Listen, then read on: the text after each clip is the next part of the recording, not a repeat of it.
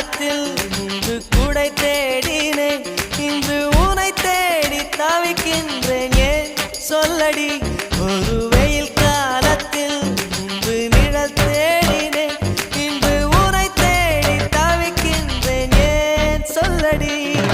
பெண்ணே எந்தன் வானிலை உன்னால் மாறி போனதோ, கரைகீழாக ஏனானதோ? தெரியாமல் என்னையில் நுழைந்து அறியாத இன்பங்கள் கலந்து புரியாத மாயங்கள் செய்தாயேனடி.